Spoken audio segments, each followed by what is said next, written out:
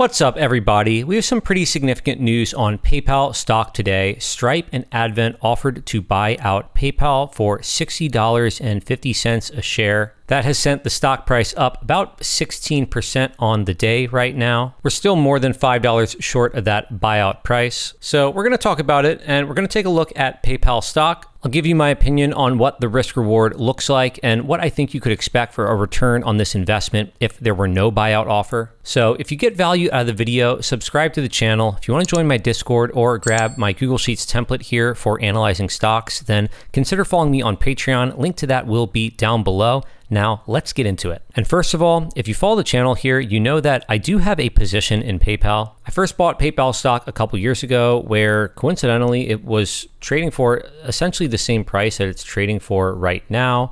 And I rode that all the way up to 90 some dollars a share. And of course, I wish I sold, but I did not. I rode that all the way back down. And obviously in the beginning of this year, PayPal dipped into the 40s and even a little bit below $40 a share. At the time, back in February, I made several videos talking about PayPal stock. We went over that earnings report that caused it to drop more than 20%. And I said at the time that I thought PayPal was value. I thought that it offered good risk reward, and I was putting my money where my mouth was. I made PayPal a full position for me back in February. Obviously, not the most popular opinion. At the time, many investors were selling out. Many long-term holders had finally capitulated and were giving up. And yeah, I was buying their shares. And as I said at the time, PayPal is not what I would consider to be a high quality business. They have a good balance sheet, a net cash position. Revenue and earnings, as you see from this chart here, has been growing over time in spite of many people thinking that it's a dying company,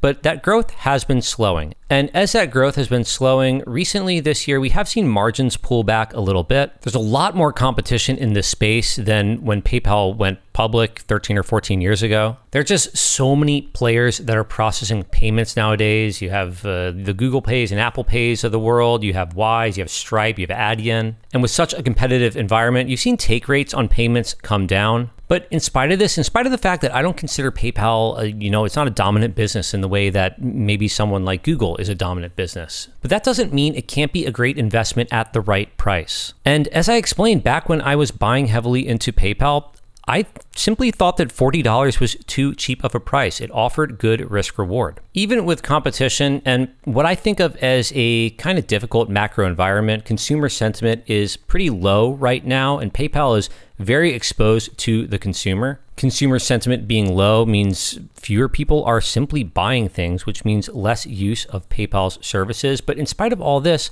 they're still projecting adjusted free cash flow of $6 billion. Now, PayPal, when their adjusted free cash flow is not really what I consider adjusted free cash flow. For me, adjusted free cash flow, I always subtract out share-based compensation because for PayPal, share-based compensation, pretty high, about $1 billion a year. So, when I'm looking at that adjustment, I'm looking at $4 to $5 billion in free cash flow. Still, with effectively all that free cash flow going to buy back shares, the growth can be stagnant and you can still have an excellent return if you're buying in at the right price. And clearly, someone who agrees with that point of view is Stripe, who is one of their competitors. And it might seem kind of funny to some people, Stripe buying PayPal, because I think of Stripe as a much smaller operation than PayPal. Certainly in terms of transactions, payment volume, revenue, whatever, Stripe is a smaller company than PayPal. They've been growing, they've been taking market share, but still smaller business. The other player here, Advent, is a private equity firm, and essentially in this offer, Stripe and Advent would split PayPal. They would each own an equal stake, and the buyout offer, $60.50 a share, implies a valuation on PayPal of $53 billion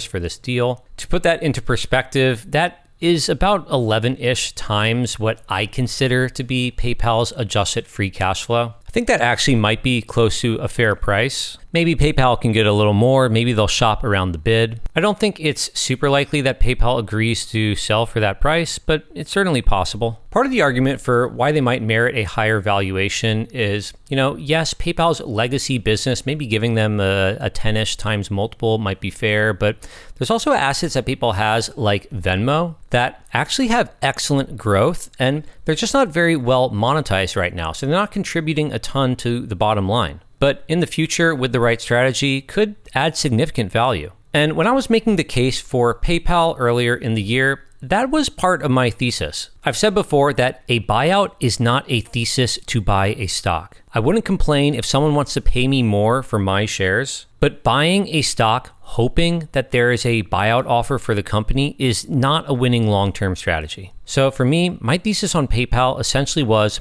this is still a very profitable company as far as payment processors go. And yes, growth was slow, but in spite of everything you might have read, I didn't think that the legacy business was dying. And then on top of that, there were several areas where if PayPal succeeded, there's quite a bit of additional upside. Agentic integrations with ChatGPT and Perplexity, greater monetization or use of crypto and stablecoins, better monetization on Venmo for merchants, even building out their ad business potentially. So to me, I thought even if all those things failed, I didn't think I was going to lose that much money on PayPal. And if PayPal was successful in one of those areas, then I thought there was quite a bit of upside. It was just a, heads, I win, tails, I didn't think I lose much type of bet. And going down here to forecast to see what we could expect for a return on our investment in PayPal stock, you see the assumptions I was making before for my base bear and bull case. My base case, I was just assuming 2% growth on the top line every year for 5 years.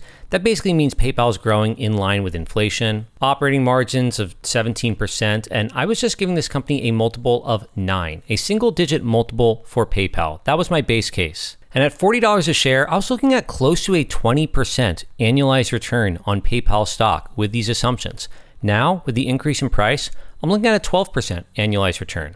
My bear case, where it really got ugly, I was looking at PayPal declining 3% on the top line every year for 5 years.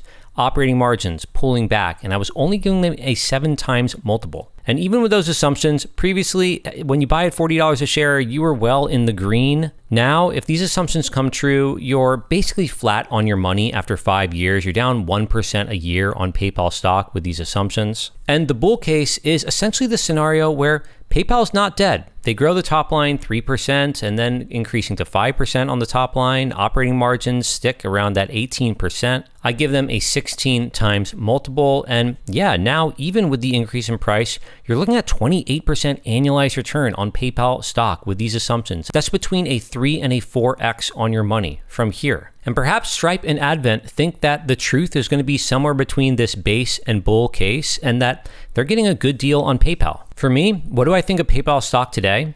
Well, I think the risk reward is still decent. I think that this risk reward looks okay, but it certainly looked a lot better at $40 a share. PayPal is just not as obvious of a buy today as it was back then for me. I think I have better options. I think that there are companies that I look at and I'm getting close to a 20% in my base case. And because PayPal is actually a pretty large position for me, again, I made this a full position size back in February. So now, as of today, PayPal is my 5th largest position.